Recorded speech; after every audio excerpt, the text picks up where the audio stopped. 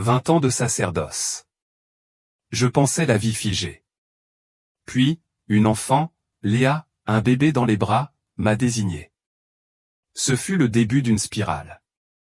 Des dettes qui s'accumulent. Une mère, si acculée, qu'elle a dû vendre son âme au diable pour ses enfants.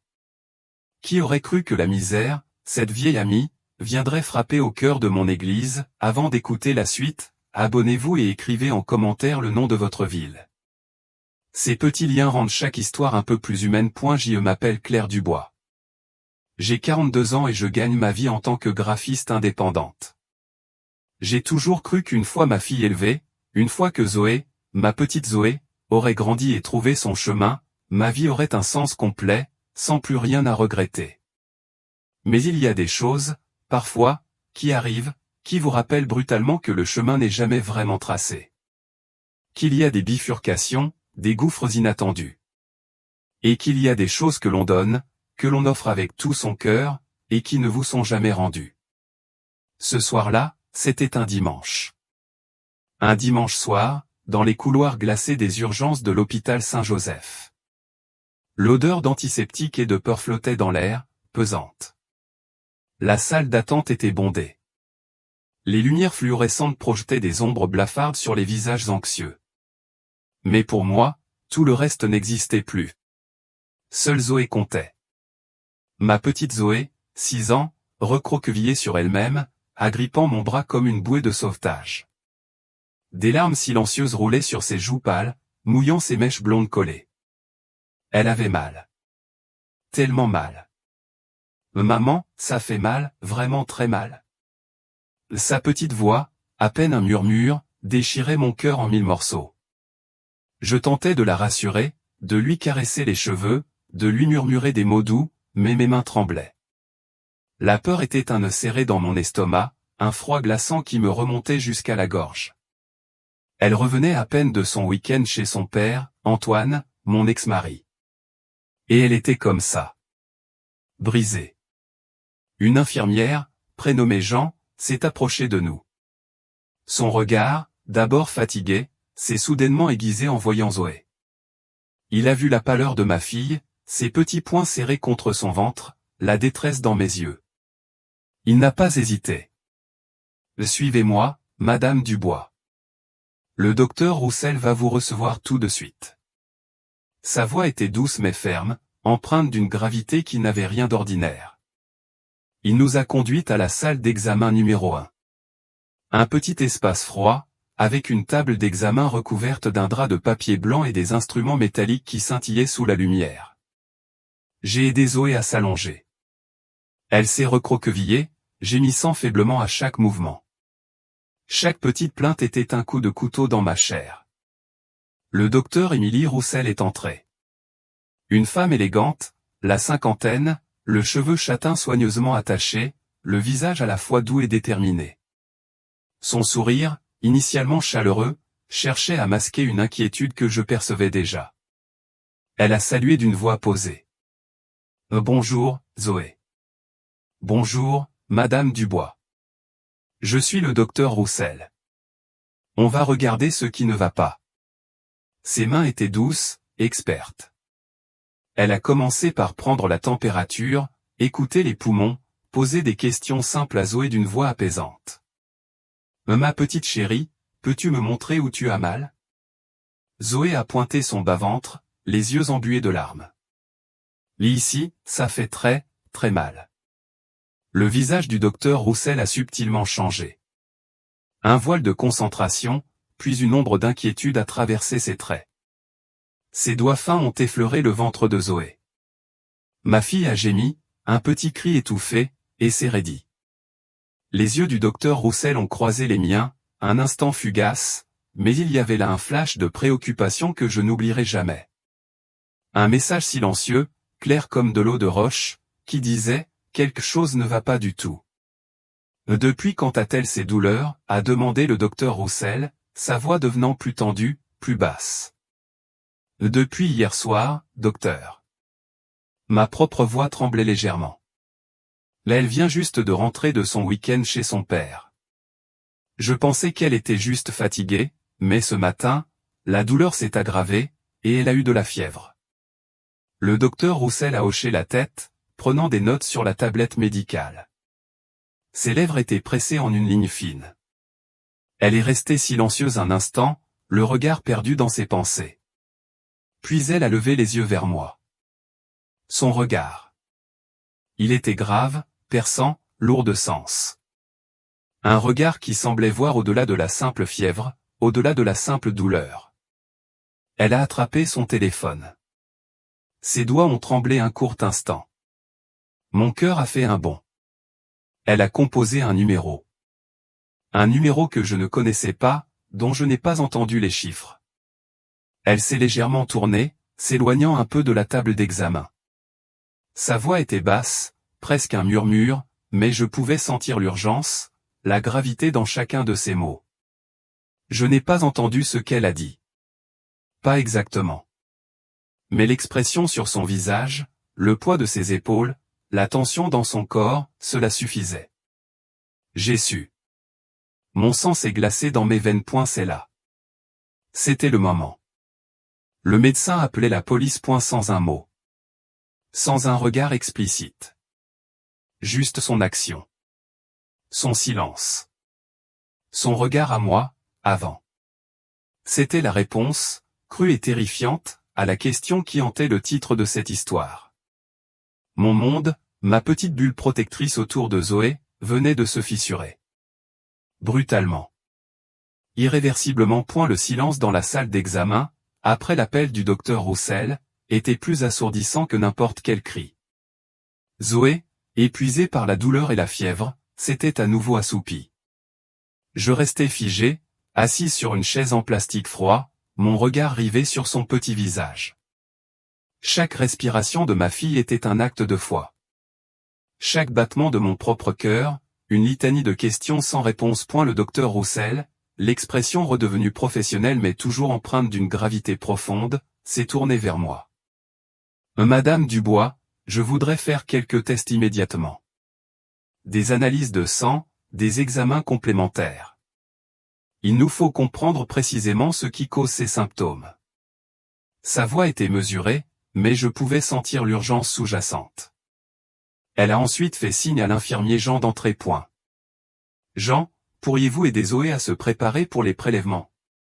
Jean, avec son visage doux et ses gestes calmes, s'est approché de Zoé. Eh bien, Zoé, ma grande, il paraît que tu ne te sens pas très bien. Et si je te racontais une histoire pendant qu'on te donne un petit coup de pouce pour aller mieux? Il a commencé à chuchoter une histoire de petits chevaliers et de dragons amicaux. C'est à ce moment-là que le docteur Roussel m'a fait signe de la suivre juste devant la porte. Nous nous sommes retrouvés dans le couloir, un peu à l'écart, au milieu du brouhaha lointain des urgences. Son ton est devenu plus bas, plus intime. Madame Dubois, quand avez-vous dit que Zoé était revenue de chez son père? Hier après-midi. Ma voix était un murmure rauque. Elle était, silencieuse. Pas comme d'habitude. Elle est toujours pleine de vie après ses week-ends, même quand Antoine la ramène en retard. Elle ne parlait pas. Je pensais qu'elle était juste fatiguée du voyage. Mon cœur s'est serré. C'était la première fois qu'ils passaient un week-end entier ensemble depuis que le divorce était définitif, depuis que le juge avait accordé à Antoine des droits de visite, malgré mes inquiétudes, malgré mes avocats qui m'avaient coûté 300 € et les premiers frais de justice qui avaient dépassé les 500 €. J'avais senti que quelque chose clochait.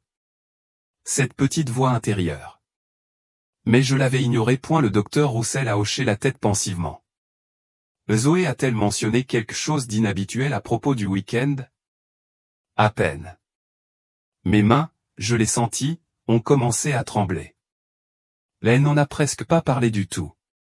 Ce n'est pas son genre. Quand je lui ai demandé si elle s'était amusée à faire du camping avec son père, elle a juste dit qu'il n'était finalement pas allé camper. Mon regard implorait une explication. Docteur, qu'est-ce qui ne va pas avec ma fille? Je vous assure, Madame Dubois, nous faisons tout ce qui est en notre pouvoir. Le docteur Roussel a choisi ces mots avec une précision clinique.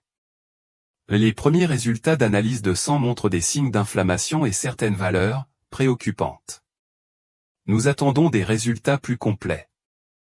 Mais en attendant, je vais devoir être très direct avec vous. Elle a fait une pause, son regard à nouveau intense. Votre intuition, Madame Dubois, est un outil précieux. Et mon expérience me dit que nous avons besoin de l'écouter. Je ne peux pas ignorer ce que je vois.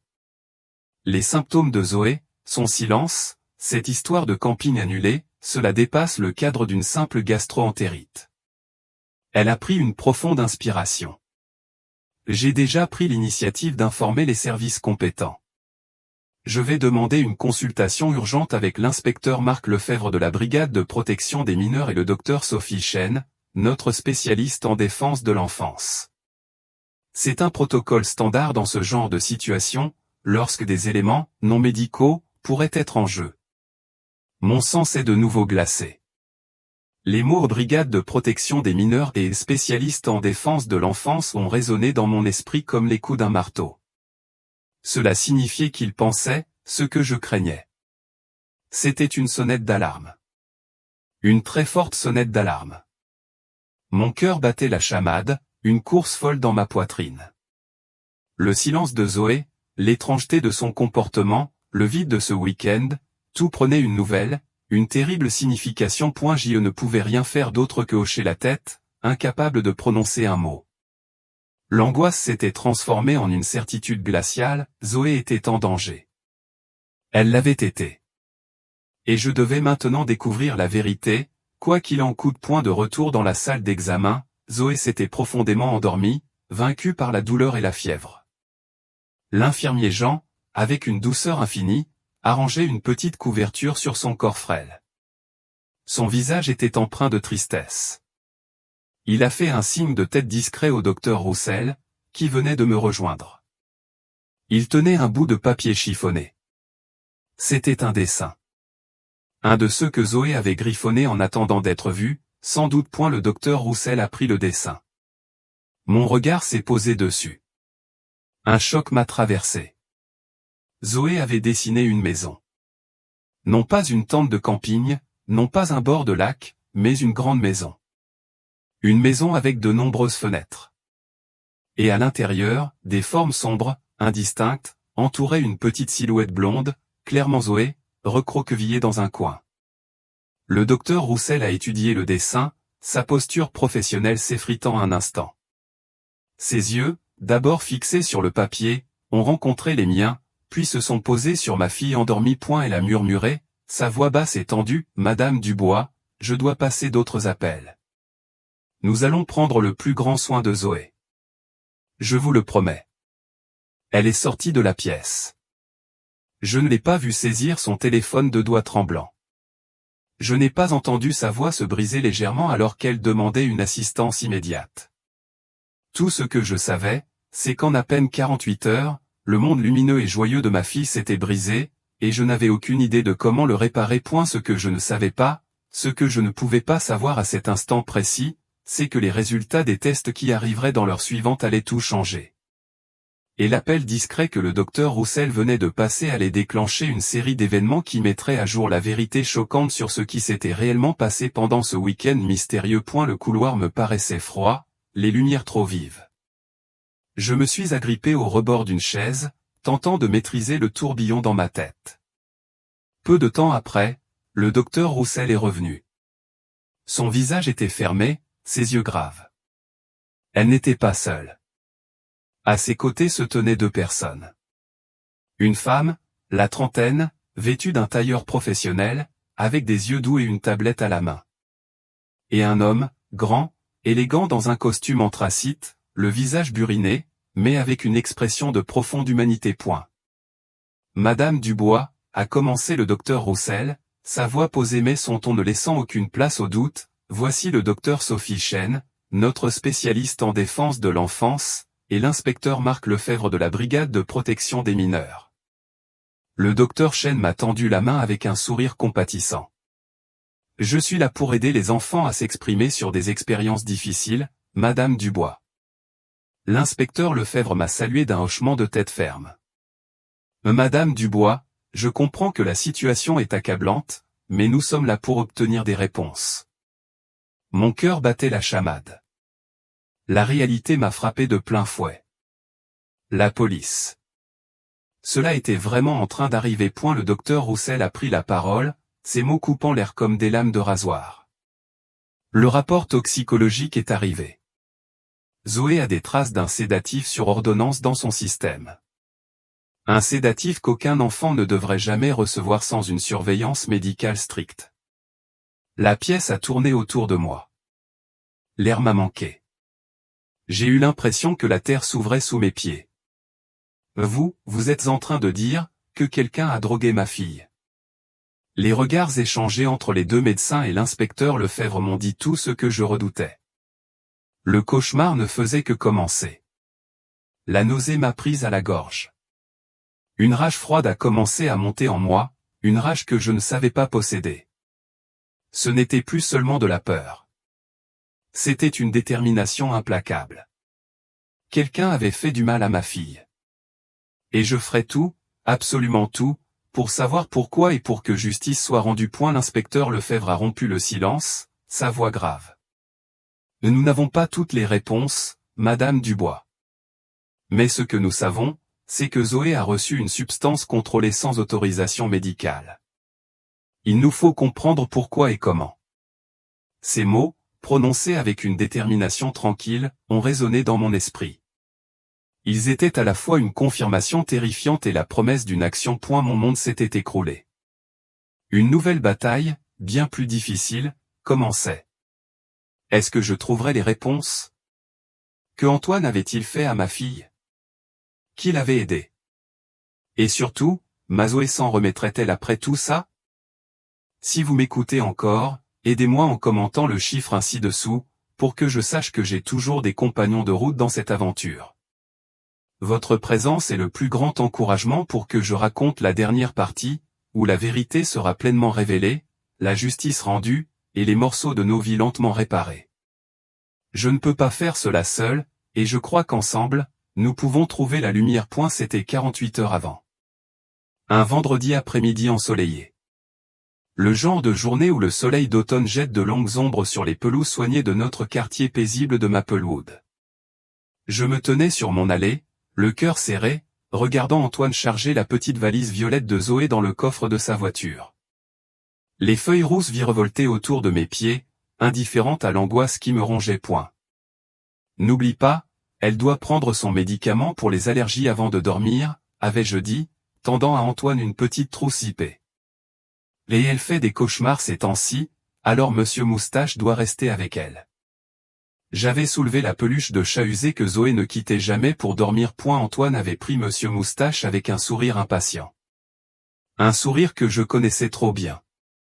Ce sourire qui disait, ne t'inquiète pas, je gère, mais qui, en réalité, masquait une négligence latente.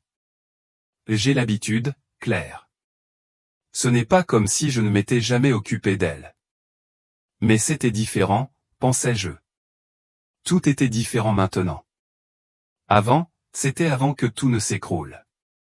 Avant les disputes incessantes, avant les papiers de divorce qui avaient coûté à mes avocats la modique somme de 300 € juste pour la première consultation, et les premières procédures judiciaires qui avaient dépassé les 500 €. Avant qu'Antoine ne s'installe chez des amis, avant qu'il ne commence à manquer les événements scolaires de Zoé, avant qu'il ne s'éloigne. On va camper au lac des Pins, avait-il poursuivi, jetant un coup d'œil à sa montre. Ça lui fera du bien de prendre l'air, d'apprendre quelques techniques de survie en pleine nature. Zoé, ma petite Zoé, sautillait d'excitation sur le pas de la porte, ses couettes blondes rebondissant. Papa dit qu'on va attraper des poissons et les faire cuire sur un vrai feu. Je m'étais agenouillé devant ma fille, lui réajustant sa petite veste. Amuse-toi bien, ma chérie. Appelle-moi ce soir avant de te coucher, d'accord? D'accord, maman. Zoé s'était jetée dans mes bras, me serrant fort. Ne sois pas triste. Je te ramènerai une pierre spéciale du lac. Alors qu'il s'éloignait, Zoé m'avait fait des signes de la main frénétiquement depuis la banquette arrière. J'avais agité la main en retour, jusqu'à ce que la voiture disparaisse au coin de la rue. Puis, Je m'étais serré contre moi, saisi par un frisson soudain qui n'avait rien à voir avec la brise automnale. Mon intuition me criait que quelque chose n'allait pas. Une petite voix, celle qu'Éléonore, ma voisine, me disait souvent d'écouter. Je l'avais sentie, cette petite alarme sourde, mais je l'avais réprimée. J'avais voulu croire Antoine. J'avais dû croire Antoine. Ce soir-là, mon téléphone est resté silencieux. À 20h30, bien après l'heure habituelle de l'appel de Zoé avant de dormir, j'ai essayé le numéro d'Antoine. Il est tombé directement sur la messagerie vocale. J'ai laissé un message, essayant de garder ma voix décontractée. À 22h, après 3 autres tentatives, l'inquiétude s'était installée dans mon estomac comme une pierre froide. Le lendemain matin, un bref texto d'Antoine est arrivé. Mauvaise réception au camping. Zoé s'amuse bien. Ne t'inquiète pas. Éléonore Roussel, ma voisine de 72 ans, la mère du docteur Roussel en fait, m'a trouvé assise sur le porche plus tard dans l'après-midi, mon téléphone à la main. Tu attends des nouvelles, a demandé Éléonore, s'installant à côté de moi avec un gémissement qui témoignait de ses articulations vieillissantes. Ils sont allés camper, lui ai-je dit, lui montrant le message d'Antoine. Antoine a promis qu'elle appellerait. Le visage buriné d'Éléonore s'est plissé pensivement. Tu sais, en 60 ans de mariage avec feu mon Franck, j'ai appris une chose importante, l'intuition d'une mère, ce n'est pas quelque chose à ignorer. Je suis probablement en train de réagir de manière excessive, ai-je dit, bien que le nœud dans mon estomac se resserre. Peut-être, a concédé Éléonore. Mais j'ai élevé 5 enfants, et il y a eu des moments où je savais juste que quelque chose n'allait pas. Comme quand mon petit Thomas avait 10 ans et insistait qu'il allait bien pour aller à l'école, mais je l'ai quand même gardé à la maison. Le médecin a diagnostiqué une pneumonie débutante cet après-midi-là. Ces paroles ont résonné en moi. Ce soir-là, j'ai finalement reçu un appel. La voix de Zoé était petite, fatiguée. « Salut, maman. Ma petite Zoé, tu t'amuses bien au camping? Tu as attrapé des poissons ?» Un silence. « Ça va, maman. Qu'est-ce qui ne va pas, ma chérie? » Rien. Papa dit que je dois y aller maintenant. Attends, Zoé. Mais Antoine était déjà au bout du fil. Là, elle est juste fatiguée de toute l'excitation. On te voit demain après-midi. Le dimanche est finalement arrivé. J'attendais anxieusement sur le porche. La voiture d'Antoine s'est garée à 16h30. Une demi-heure de retard. Zoé n'a pas sauté hors de la voiture comme d'habitude. Au lieu de cela, elle a marché lentement vers la maison, son exubérance habituelle absente. « Tu t'es bien amusé ?» ai-je demandé, serrant ma fille dans mes bras. Zoé a légèrement tressailli au contact. « Je suis vraiment fatigué, maman. » Antoine m'a tendu la valise de Zoé sans venir jusqu'à la porte. Là, elle est juste épuisée. Les enfants, tu sais. Ils jouent à fond, puis ils s'écroulent. Cette nuit-là, j'ai trouvé les vêtements de Zoé toujours rangés dans sa valise, non portés. Il n'y avait pas de bout de laque sur ses chaussures, pas d'aiguille de pain collée à sa veste. Aucune trace d'un séjour en camping. Quand Zoé s'est réveillée à minuit en pleurant et en se serrant le ventre, ma main sur le front de ma fille a confirmé mes pires craintes. L'enfant brûlait de fièvre. Qu'est-ce qui s'est passé pendant ces 2 jours? Cette question allait me hanter alors que je me précipitais aux urgences avec ma fille, n'imaginant jamais la découverte choquante qui nous attendait toutes les 2. Le matin suivant notre visite aux urgences, Zoé gisait dans le lit d'hôpital, connectée à des moniteurs qui émettaient des bips réguliers. Je n'avais pas quitté son chevet de la nuit, dormant maladroitement sur la chaise de visiteur, me réveillant au moindre petit bruit. Maintenant, la lumière du soleil matinal filtrait à travers les stores, projetant des rayures sur le carrelage. Le docteur Roussel est entré avec une tablette à la main, son expression soigneusement neutre. « Comment va-t-elle ce matin ?» a-t-elle demandé doucement, ne voulant pas réveiller Zoé. Elle a dormi toute la nuit après la prise des analgésiques, ai-je chuchoté. Mais elle a toujours de la fièvre. Le docteur Roussel a hoché la tête, consultant le dossier de Zoé. Les analyses de sang préliminaires montrent des signes d'inflammation et quelques valeurs préoccupantes. Nous attendons toujours les résultats des tests plus complets.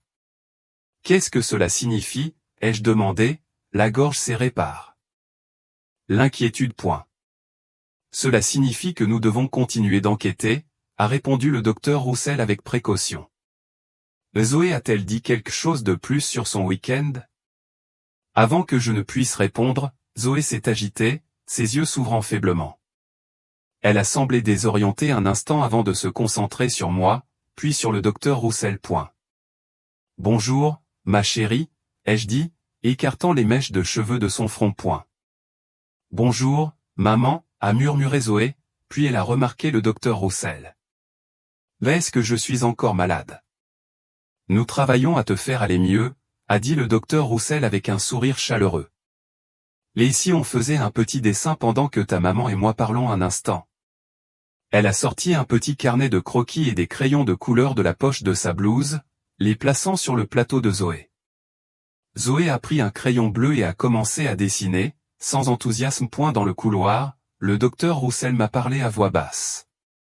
Madame Dubois, j'ai demandé une consultation avec le docteur Sophie Chen. Elle passera plus tard aujourd'hui. C'est notre spécialiste en défense de l'enfance. Mon cœur a chaviré. Vous pensez que quelque chose est arrivé à Zoé pendant ce week-end, n'est-ce pas? Nous devons explorer toutes les possibilités, a dit le docteur Roussel doucement. Parfois, les enfants ont du mal à parler d'expériences troublantes, mais ils peuvent s'exprimer à travers l'art ou le jeu. Lorsque nous sommes retournés dans la chambre, Zoé était intensément concentrée sur son dessin. J'ai jeté un coup d'œil sur le papier et mon sang s'est glacé. Zoé avait dessiné une maison, non pas une cabane au bord d'un lac, mais une grande maison avec de nombreuses fenêtres. À l'intérieur, des figures sombres se profilaient, tandis qu'une petite figure blonde était assise seule dans ce qui semblait être un coin. Zoé, ai-je demandé avec précaution, ma voix presque inaudible. C'est là que tu es allée avec papa. Zoé a hoché la tête sans lever les yeux, ajoutant d'autres figures ombragées à son dessin. Je pensais que tu allais faire du camping, ai-je poursuivi, essayant de garder ma voix stable. Papa a dit qu'on allait d'abord chez son ami, a dit Zoé doucement. Mais après, on est juste resté là-bas. Et qui sont toutes ces personnes sur le dessin, a demandé le docteur Roussel, son ton conversationnel. Zoé a haussé les épaules. Les amis de papa. Ils étaient bruyants et ils m'ont donné quelque chose de dégoûtant à boire qui m'a fait mal au ventre. Le docteur Roussel et moi avons échangé un regard lourd de préoccupation. Qu'est-ce qu'ils t'ont donné à boire, ma chérie, ai-je demandé, mon cœur s'emballant. Je ne sais pas. C'était dans une tasse spéciale. Ils ont dit que ça m'aiderait à dormir parce que je faisais trop de bruit. Le crayon de Zoé s'est déplacé vers une nouvelle feuille de papier. Je peux dessiner autre chose maintenant. Avant que l'une de nous ne puisse répondre, l'infirmier Jean est apparu à la porte. Docteur Roussel, les résultats des tests que vous attendiez sont prêts. Je reviens tout de suite, a assuré le docteur Roussel à moi. Jean restera avec Zoé quelques minutes. Dans le couloir, j'ai remarqué une femme qui nous observait, la quarantaine, vêtue de façon professionnelle, avec des yeux bienveillants et une tablette à la main. Tandis que le docteur Roussel se précipitait vers le poste des infirmières, cette femme s'est approchée de moi. Madame Dubois, je suis le docteur Sophie Chen, a-t-elle dit, me tendant la main. Je crois que votre fille ne se sent pas bien. Le docteur vous a demandé, ai-je dit, la réalisation me frappant.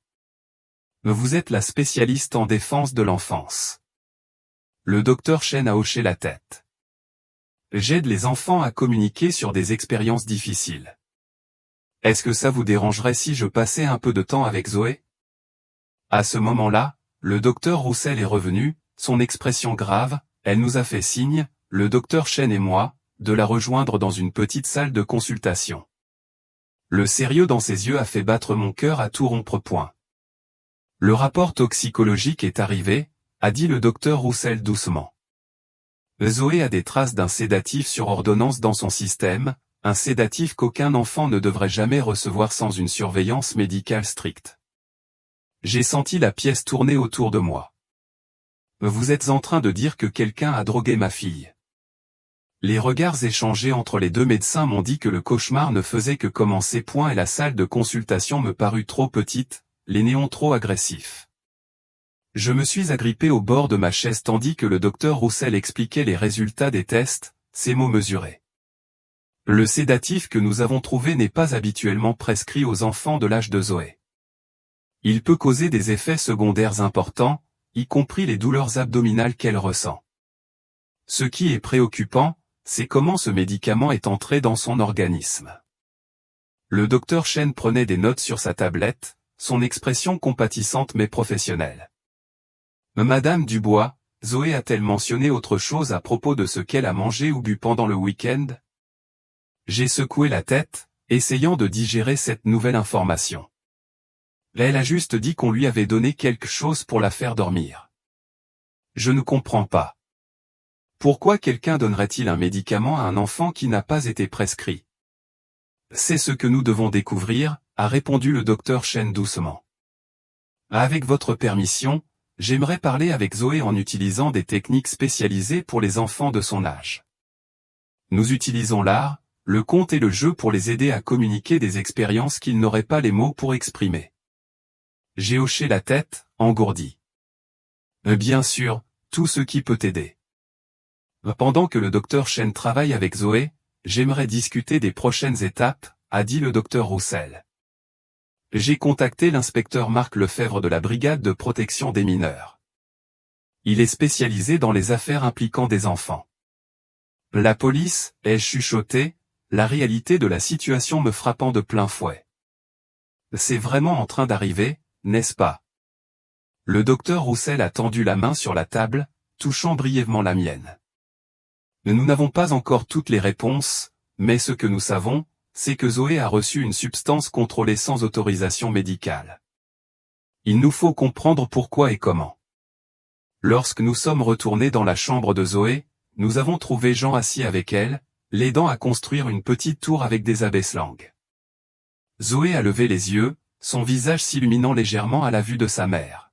« Regarde ce qu'on a fait, maman, a-t-elle dit, pointant la structure bancale. « C'est merveilleux, ma chérie, ai-je dit, forçant un sourire. Voici le docteur Chen.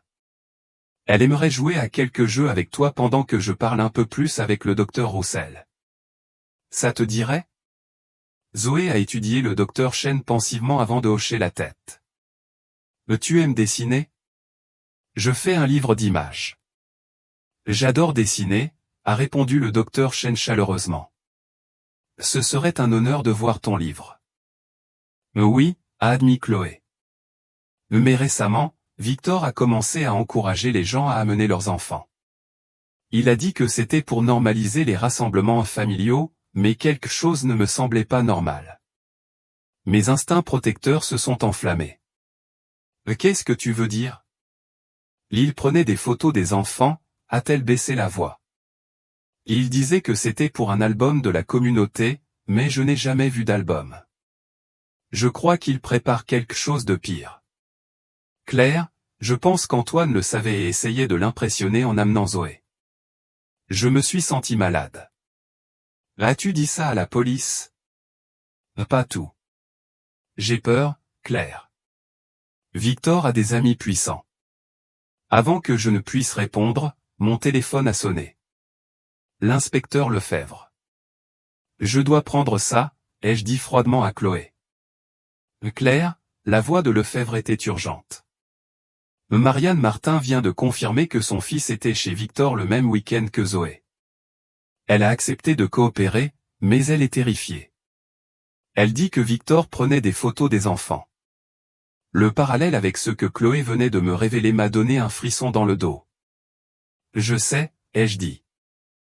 Chloé est à ma porte en ce moment et me dit la même chose.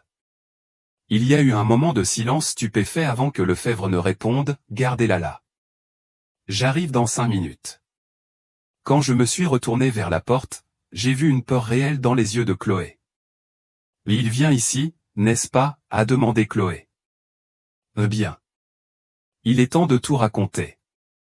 Alors que nous attendions dans un silence intense l'arrivée de l'inspecteur Lefebvre, j'ai réalisé que l'affaire venait de prendre une ampleur bien plus grande que ce que nous avions initialement soupçonné. Victor Moreau ne faisait pas que des fêtes avec des drogues. Il avait un plan plus sinistre impliquant les enfants. Et d'une certaine manière, mon ancienne meilleure amie détenait des pièces cruciales du puzzle. Et si vous m'écoutez encore, aidez-moi en commentant le chiffre ainsi dessous, pour que je sache que j'ai toujours des compagnons de route dans cette aventure. Votre présence est le plus grand encouragement pour que je raconte la dernière partie, où la vérité sera pleinement révélée, la justice rendue, et les morceaux de nos vies lentement réparés. Je ne peux pas faire cela seul, et je crois qu'ensemble, nous pouvons trouver la lumière. Et la voiture banalisée de l'inspecteur Lefebvre s'est garée devant ma maison avec une efficacité si silencieuse que Zoé, toujours en train de jouer avec Monsieur Moustache dans le jardin arrière, est restée béatement inconsciente de la tension qui se déroulait à la porte d'entrée. Chloé était assise rigidement sur la balançoire du porche, tandis que je montais la garde près de la porte, les bras croisés. Mademoiselle Mercier, a salué Lefebvre Chloé avec un détachement professionnel en s'approchant. Je crois que vous avez des informations supplémentaires concernant Victor Moreau. Chloé a hoché la tête, ses mains tremblant légèrement. Il y a une pièce verrouillée dans le sous-sol de Victor. Antoine m'a dit que Victor y gardait des projets spéciaux. Je n'y suis jamais entré, mais je l'ai vu taper un code sur un clavier. L'expression de Lefebvre est restée neutre, mais ses yeux se sont aiguisés. Vous souvenez-vous d'une partie de ce code? Tout le code, a répondu Chloé. 25 817. J'ai une bonne mémoire pour les chiffres. Lefebvre a tapé cela sur son téléphone, puis a demandé, pourquoi avoir attendu pour révéler cela maintenant? À cause du dessin de Zoé, a dit Chloé, la voix brisée. Celui de Max dans la cuisine. J'étais là ce matin-là. Je les ai vus tous les deux. Deux enfants innocents pris dans notre bazar. Elle m'a regardé directement. Je me suis menti à moi-même sur beaucoup de choses, Claire. J'ai fait semblant que ce que nous faisions n'était pas si grave. Mais en le voyant à travers les yeux de Zoé, je ne peux plus me cacher la vérité. Lefebvre a échangé un regard avec moi avant de s'adresser à nouveau à Chloé. Je dois vous demander de venir au poste pour faire une déclaration officielle. Alors que Lefebvre escortait Chloé vers sa voiture, j'ai remarqué Éléonore qui nous regardait depuis le côté du jardin, l'inquiétude gravée sur son visage. Elle avait discrètement protégé Zoé de cette scène tendue. « Tout va bien ?» a demandé Éléonore en m'approchant. Je pense que oui, Éléonore, ai-je répondu, regardant la voiture de Lefebvre disparaître au bout de la rue. La vérité éclate enfin. Plus tard ce soir-là, après que Zoé ait été couchée avec Monsieur Moustache et qu'une veilleuse projette des motifs d'étoiles sur son plafond, mon téléphone a sonné. Nous avons exécuté un autre mandat de perquisition sur la propriété de Victor, m'a dit Lefebvre.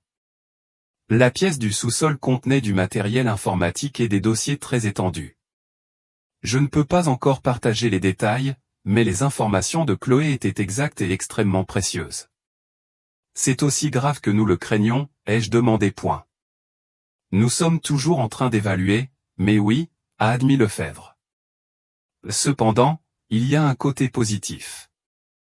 Nous avons identifié plusieurs autres enfants qui pourraient avoir été présents à ces fêtes. Nous contactons leurs familles maintenant. Après avoir raccroché, je me suis assise sur mon porche arrière, regardant les lucioles clignoter dans l'obscurité grandissante. Une main douce sur mon épaule m'a fait lever les yeux pour trouver Éléonore, me tendant une tasse de thé fumante. Des conversations difficiles ce soir, ma chère, a demandé la vieille femme, s'installant dans la chaise à côté de moi. Les plus difficiles, ai-je admis, mais nécessaires. Éléonore a hoché la tête sagement. La lumière trouve toujours son chemin à travers les fissures, ma chère. C'est ainsi que la guérison commence. De l'autre côté de la ville, dans une salle d'interrogatoire du poste de police, le témoignage de Chloé devenait l'étincelle qui illuminerait l'obscurité que Victor Moreau avait soigneusement cultivée autour de ses opérations et sauverait potentiellement d'autres enfants du danger. Et la salle de réunion du centre communautaire bourdonnait de conversations discrètes alors que les familles arrivaient une par une. J'étais assise près de l'avant, observant l'inspecteur Lefebvre et la procureure Caroline Bertrand organiser des documents sur une table. 10 jours s'étaient écoulés depuis les révélations de Chloé, et l'enquête avait pris une ampleur considérable. Merci à tous d'être venus, a commencé Lefebvre une fois que tout le monde fut assis. Je sais que ce n'est pas facile, mais en étant ici aujourd'hui, vous faites un pas important vers la justice et la guérison. J'ai balayé la pièce du regard. 7 autres parents, tous semblant aussi choqués que moi cette première nuit à l'hôpital. La plupart avaient des enfants de l'âge de Zoé. Assise légèrement à l'écart se trouvait Marianne Martin, la mère de Max, qui m'a fait un signe de tête hésitant en guise de reconnaissance. Comme vous le savez, a poursuivi la procureure Bertrand, Victor Moreau a été arrêté avec plusieurs complices. Les preuves récupérées à son domicile nous ont aidé à identifier 13 enfants qui ont potentiellement été exposés à des situations dangereuses dans sa résidence. Un murmure collectif a parcouru la pièce. Aujourd'hui, nous voulons vous exposer la suite des événements sur le plan juridique, vous présenter les ressources disponibles pour vos familles, et créer un réseau de soutien. Personne ne devrait affronter cela seul. Alors que je sortais dans le couloir avec le docteur Roussel, un homme grand en costume anthracite s'est approché de nous. Son visage bienveillant avait l'air buriné de quelqu'un qui avait trop vu, mais n'avait pas perdu son humanité. Madame Dubois, je suis l'inspecteur Lefebvre. Sa poignée de main était ferme mais douce. Je comprends que c'est une situation accablante, mais je suis là pour vous aider à obtenir des réponses. Je ne sais même pas quelle question poser, ai-je admis, ma voix se brisant. Ma fille était censée aller camper avec son père, mais au lieu de cela, elle s'est retrouvée dans une maison avec des étrangers qui lui ont donné des drogues. Ça n'a pas de sens. Commençons par ce que nous savons, a suggéré l'inspecteur Lefebvre, nous guidant vers un coin tranquille de la salle d'attente familiale. Parlez-moi des modalités de garde avec votre ex-mari. J'ai expliqué le récent divorce, la décision du juge d'accorder à Antoine des droits de visite le week-end, malgré mes inquiétudes concernant ses changements de mode de vie depuis notre séparation.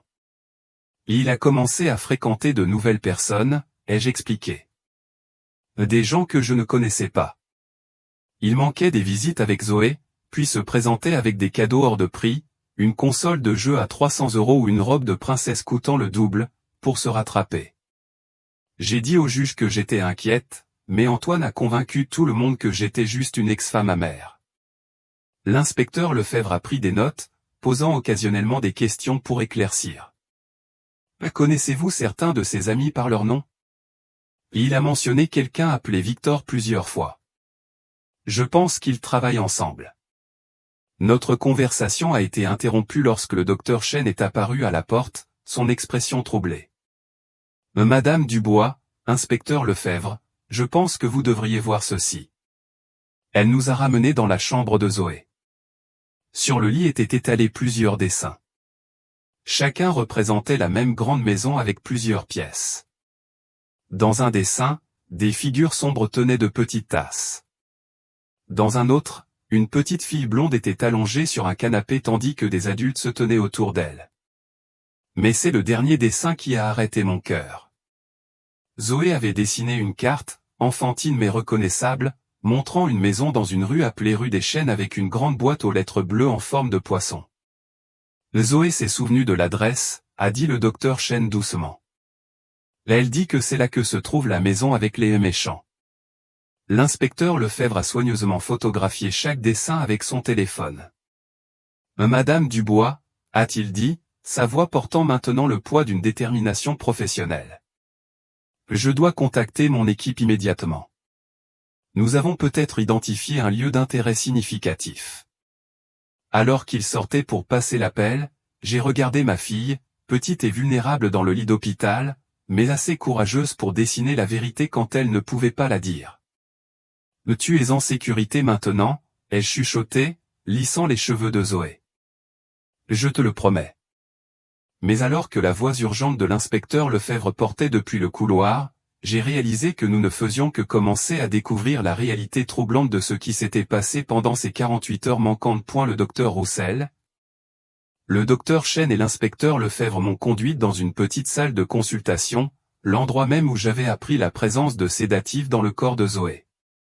L'air y était toujours aussi lourd, chargé d'une tension palpable. Les mots de la procureure Caroline Bertrand, une femme à l'allure sérieuse et déterminée, ont résonné avec une autorité incontestable. Madame Dubois, a-t-elle commencé, son regard direct et sans concession, les faits sont graves. Antoine sera inculpé pour mise en danger d'enfant et négligence. Chloé Mercier, elle, fait face à des accusations de complicité et d'administration illégale de substances contrôlées. Quant à Victor Moreau, l'hôte de cette résidence, il sera poursuivi pour distribution de médicaments sur ordonnance sans autorisation et pour avoir maintenu un environnement dangereux pour des mineurs. Chaque mot était un coup de marteau. Ma tête tournait, mais cette fois, ce n'était pas de l'hébétude, mais une rage froide. La procureure Bertrand a poursuivi, sa voix grave, ce qui nous inquiète le plus, c'est l'ampleur du problème. L'enquête préliminaire révèle que Victor Moreau organisait de nombreuses fêtes similaires. Il est fort probable qu'il y ait eu d'autres victimes, d'autres enfants exposés à des situations dangereuses dans cette résidence. Mon cœur s'est serré à l'idée. D'autres enfants. Non seulement ma Zoé, mais d'autres petites âmes innocentes prises dans cette spirale de négligence et d'irresponsabilité. Dans la chambre de Zoé, le docteur Chen avait continué son travail. Grâce à ses techniques douces, Zoé avait réussi à se souvenir d'un autre enfant. Il y avait un petit garçon, samedi matin, avait-elle dit. Il était dans la cuisine avec sa maman. Il avait des lunettes comme ça et un t-shirt de super-héros. Il avait l'air triste aussi. Ce petit garçon, Zoé l'avait appelé Max. L'inspecteur Lefebvre avait rapidement identifié Max Martin, 7 ans. Sa mère, Marianne Martin, avait été identifiée sur des photos prises chez Victor, mais elle avait d'abord nié la présence de son fils. Puis, après que l'inspecteur Lefebvre lui ait montré des preuves irréfutables, elle avait craqué. Elle avait confirmé que Max était bien là. Et, le plus glaçant, elle avait admis que Victor avait pris des photos des enfants, y compris de Max. Quelques heures plus tard, alors que je tentais de me concentrer sur la préparation d'un dîner fade à l'hôpital, une frappe discrète à la porte de ma chambre m'a fait sursauter. Par le Judas, j'ai vu un visage que je n'aurais jamais cru revoir de sitôt, un visage ravagé par la peur et la honte. C'était Chloé. J'ai entrebâillé la porte, gardant la chaînette de sécurité en place. Mais tu n'aurais pas dû venir ici, Chloé, ai-je dit, ma voix sifflante, à peine reconnaissable. Mais tu as donné des drogues à ma fille. Tu nous as trahis toutes les deux. Chloé avait l'air terrible. Son maquillage, habituellement impeccable, était absent. Des cernes sombres creusaient ses yeux. S'il te plaît, Claire, 5 minutes. C'est tout ce que je demande. Sa voix était brisée, un sanglot à peine retenu. Je sais. Ce que j'ai fait est impardonnable. Je ne te demande pas pardon. Alors qu'est-ce que tu veux? Te donner des informations que la police n'a pas encore, a-t-elle murmuré, jetant un regard nerveux par-dessus son épaule. À propos de Victor. Et des autres enfants. Contre mon meilleur jugement, j'ai décroché la chaînette, mais j'ai bloqué l'entrée de mon corps. Tu as 3 minutes, et tu ne rentres pas. Chloé a hoché la tête, acceptant la limite. Victor organise ses fêtes depuis plus d'1 an.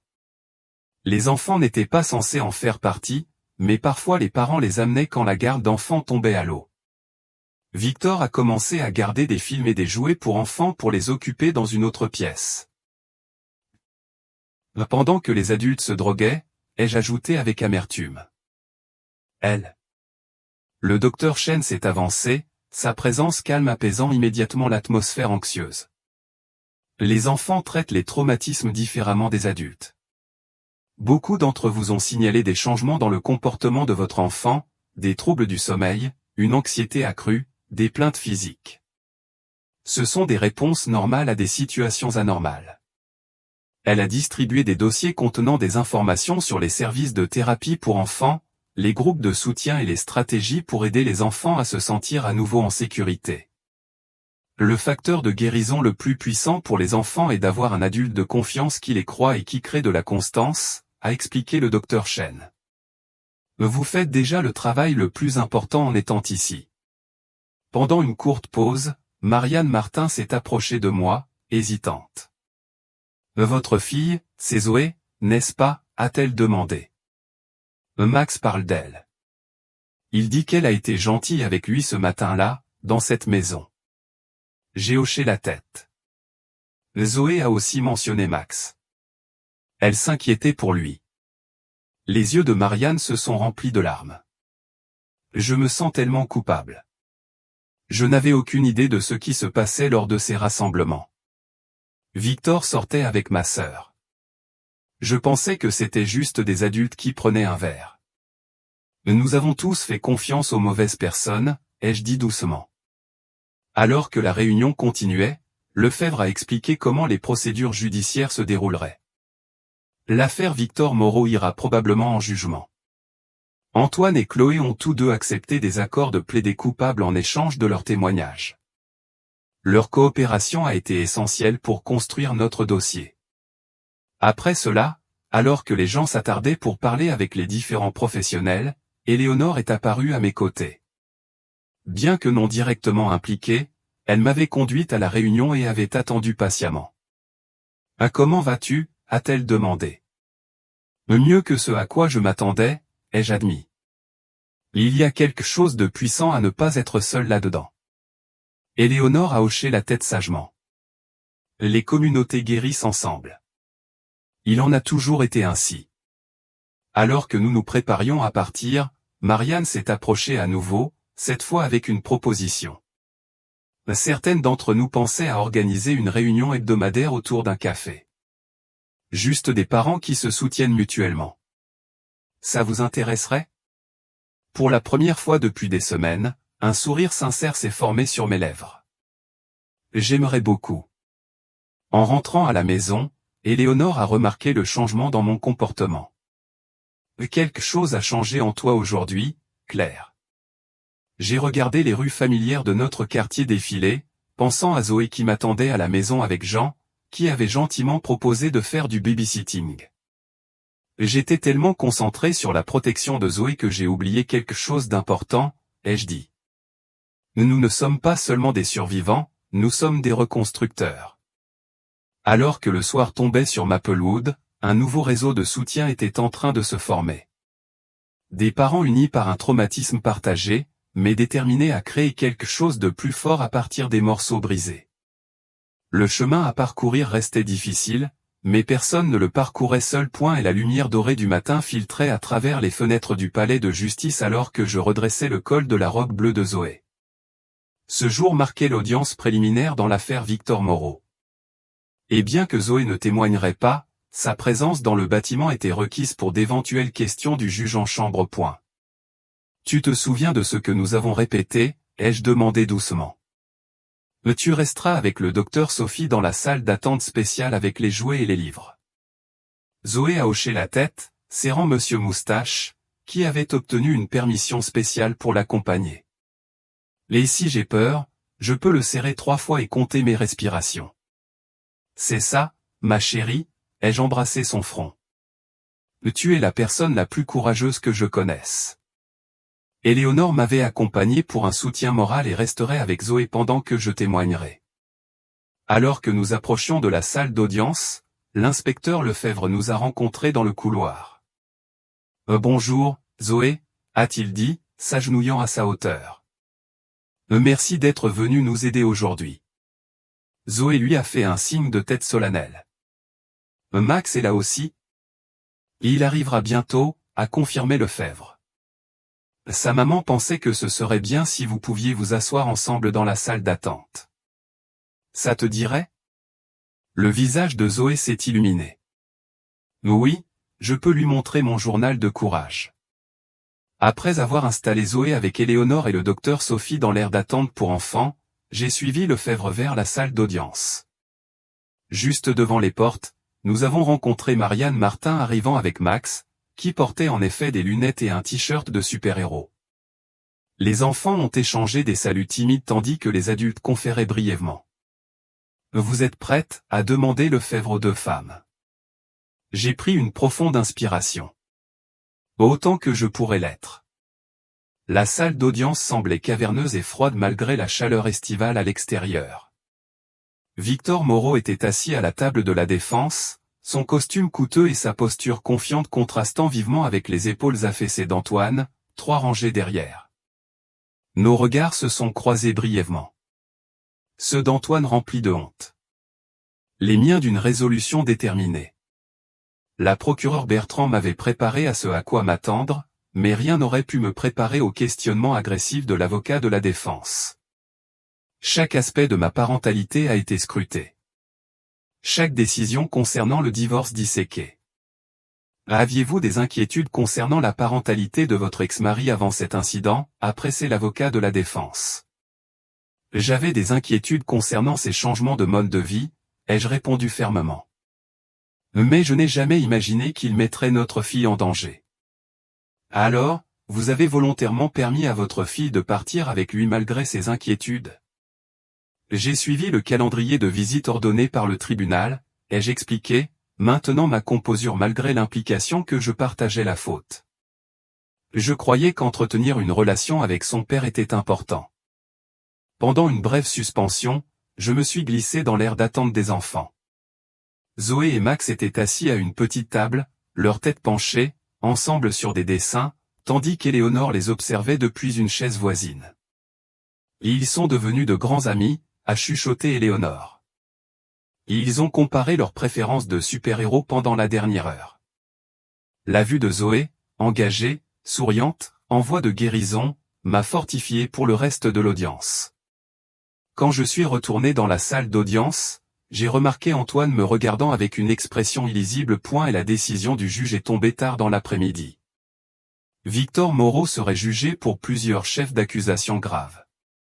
La caution lui a été refusée en raison du risque de fuite et du danger potentiel pour la communauté. Alors que nous rassemblions nos affaires pour partir, la procureure Bertrand s'est approchée avec des nouvelles. Les preuves d'aujourd'hui étaient convaincantes, a-t-elle dit. Tellement convaincantes que 3 autres familles se sont manifestées après avoir suivi les procédures. Cette affaire prend de l'ampleur. Claire, ce que vous avez fait aujourd'hui, ce que vous avez sacrifié, cela compte. À l'extérieur du palais de justice, les feuilles d'automne tourbillonnaient dans la brise alors que Zoé et Max se disaient au revoir, promettant de se revoir au groupe de thérapie pour enfants plus tard dans la semaine. J'ai été utile aujourd'hui, maman, a demandé Zoé alors que nous marchions vers la voiture. J'ai serré la main de ma fille. Plus que tu ne peux l'imaginer, ma chérie. Plus que tu ne peux l'imaginer. Les semaines qui ont suivi l'audience préliminaire ont apporté un nouveau rythme étrange à la vie de Claire et Zoé. L'automne s'est approfondi autour d'elle. Les feuilles recouvraient le jardin d'Éléonore où Zoé passait maintenant des après-midi paisibles à apprendre à entretenir les plantes. 2 mois s'étaient écoulés depuis cette nuit fatidique à l'hôpital. Et tandis que les procédures judiciaires continuaient leur lente marche, la guérison avait commencé à prendre racine de manière inattendue. En ce samedi matin particulier, Claire observait depuis la cuisine d'Éléonore sa fille tasser soigneusement la terre autour d'un petit bulbe. Suivant les douces instructions de la vieille femme. Les tulipes dorment pendant l'hiver, expliquait Éléonore, elles accumulent des forces sous terre. Puis, quand le printemps arrive, surprise, elles percent la terre avec de belles couleurs.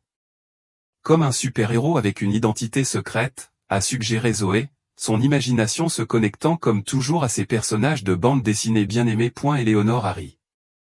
Exactement comme ça. La sonnette de la porte a interrompu les observations de Claire. Ouvrant la porte d'entrée, elle a trouvé l'inspecteur Lefebvre sur le porche, son expression plus détendue qu'elle ne l'avait jamais vue. Bonne nouvelle, a-t-il dit sans préambule. Victor Moreau a accepté de plaider coupable. Un soulagement a envahi Claire. Donc, il n'y aura pas de procès? Pas pour Victor. Il risque une longue peine de prison, mais sa coopération signifie que les enfants n'auront pas à témoigner. Lefebvre est entré sur l'invitation de Claire. Son témoignage a conduit à 3 arrestations supplémentaires de personnes au placées dans le réseau de distribution de médicaments sur ordonnance. Et Antoine a demandé Claire doucement. Sa sentence est prévue pour lundi. L'accord de plaider coupable comprend des cours obligatoires de parentalité, une thérapie et des visites supervisées uniquement si et quand le tribunal des affaires familiales le juge approprié. Claire a traité cette information en silence. La question du rôle éventuel d'Antoine dans la vie de Zoé restait compliquée. Bien qu'elle ne puisse imaginer lui faire confiance à nouveau, elle reconnaissait également que rompre définitivement la relation père-fille entraînait ses propres conséquences. Il y a autre chose, a poursuivi Lefebvre. Marianne Martin a appelé ce matin. Elle organise un petit rassemblement demain, juste les familles impliquées dans l'affaire, une sorte de célébration de la clôture. Elle espérait spécifiquement que Zoé et Max pourraient passer du temps ensemble. Par la fenêtre, Claire pouvait voir Zoé rire en arrosant accidentellement Éléonore avec le tuyau d'arrosage. Le son, si naturel, si insouciant, avait été absent trop longtemps. Je pense que nous aimerions ça, a-t-elle décidé.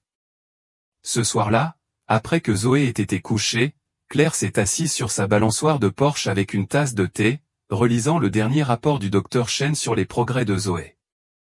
Les cauchemars avaient diminué de manière significative, et Zoé avait commencé à parler plus ouvertement de ses sentiments pendant les séances de thérapie. « Ça vous dérange si je vous rejoins ?» a demandé Éléonore, apparaissant avec sa propre tasse fumante. « S'il vous plaît » a répondu Claire, faisant de la place sur la balançoire. Elles sont restées un moment dans un silence confortable, écoutant le vent bruisser dans les arbres. « Zoé m'a posé une question intéressante aujourd'hui », a finalement dit Éléonore. Là elle voulait savoir si les mauvaises personnes pouvaient redevenir bonnes. Le cœur de Claire s'est serré. « Qu'est-ce que vous lui avez dit ?»« J'ai dit que les gens sont comme des jardins. Parfois, ils se remplissent de mauvaises herbes et ont besoin de beaucoup de travail. Certains choisissent de faire ce travail difficile, et d'autres non. » Éléonore a bu son thé pensivement. Là elle pensait à son père. « Je ne sais pas si Antoine peut changer », a admis Claire. « Moi non plus », a dit Éléonore doucement. « Mais je pense que c'est remarquable que Zoé ait encore de la place dans son cœur pour se poser la question. » Plus tard cette nuit-là, incapable de dormir, Claire s'est retrouvée assise sur le bord du lit de Zoé, observant le mouvement paisible de la poitrine de sa fille. Monsieur Moustache était serré dans un bras, tandis que son autre main était ouverte, comme si elle cherchait quelque chose, même dans son sommeil. Demain apporterait le rassemblement des familles, des personnes liées par des circonstances difficiles, mais avançant ensemble. Lundi apporterait la sentence d'Antoine et une autre étape vers la résolution. L'avenir au-delà de cela restait à écrire. En quittant discrètement la pièce, Claire a remarqué le dernier dessin de Zoé sur la table de nuit. Il montrait un jardin avec des fleurs de toutes tailles et couleurs. Certaines entièrement écloses, d'autres commençant tout juste à émerger de la terre. Dans un coin, de l'écriture améliorée de Zoé, elle avait écrit « Chacun grandit à son propre rythme ». À la veille de tant de changements, dans ce moment de calme, Claire a trouvé une paix inattendue dans la sagesse de sa fille. Que pensez-vous de la décision de Mathieu? Auriez-vous agi différemment à sa place, face à tant de choix déchirants? Partagez vos pensées dans les commentaires ci-dessous, je lis toujours chacun de vos mots avec la plus grande attention. Si cette histoire vous a touché ou fait réfléchir, n'oubliez pas de laisser un pouce bleu, de la partager avec quelqu'un que vous savez qu'elle émouvra également, et de vous abonner à la chaîne Les Voix du Cœur pour ne manquer aucune de nos prochaines histoires. Je vous donne rendez-vous très bientôt pour une nouvelle aventure et qui sait, la prochaine fois, ce sera peut-être vous qui nous confierez la vôtre.